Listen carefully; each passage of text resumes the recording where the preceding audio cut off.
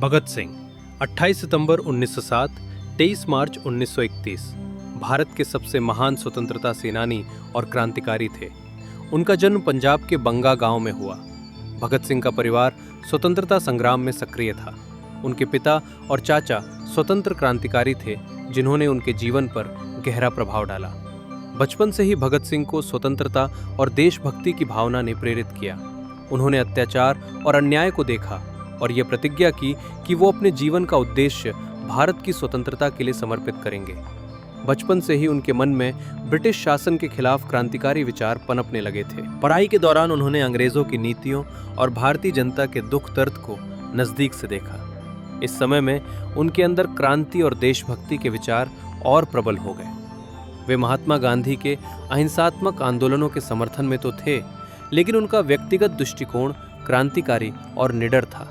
उन्होंने महसूस किया कि भारत को स्वतंत्र कराने के लिए साहस, संघर्ष और बलिदान की आवश्यकता है। 1928 में लाला लाजपत राय की मृत्यु पुलिस की बर्बरता के कारण हुई। भगत सिंह और उनके साथियों ने इसे अत्याचार माना और इसका प्रतिशोध लेने का निर्णय लिया। इसी क्रम में उन्होंने ब्रिटिश पुलिस अधिकारी जॉन सॉन्डर्स की हत्या की। इसके पीछे उनका उद्देश्य न केवल न्याय स्थापित करना था, बल्कि ब्रिटिश शासन के अत्याचारों के खिलाफ जनता में जागरूकता फैलाना भी था।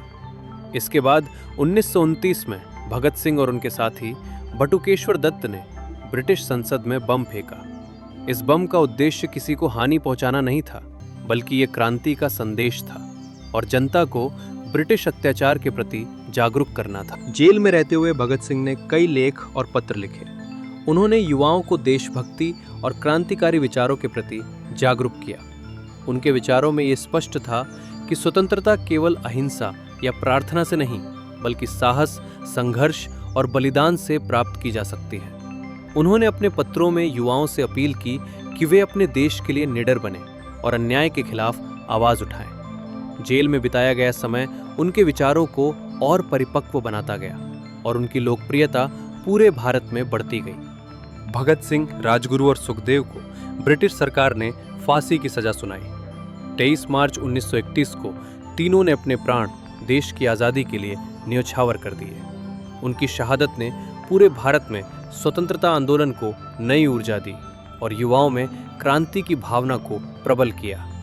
भगत सिंह का जीवन इस बात का प्रतीक है कि देशभक्ति और साहस में उम्र कोई बाधा नहीं बन सकती। उनका बलिदान ये संदेश देता है कि किसी भी कीमत पर स्वतंत्रता और न्याय के लिए संघर्ष करना आवश्यक है। भगत सिंह केवल एक क्रांतिकारी नहीं थे, बल्कि उनके विचार और आदर्श आज भी युवाओं के लिए प्रेरणा का स्रोत है। उन्होंने न केवल ब्रिटिश शासन के खिलाफ लड़ाई लड़ी, बल्कि आने वाली पीढ़ियों को देशभक्ति, साहस और आत्म बलिदान का मूल्य भी सिखाया।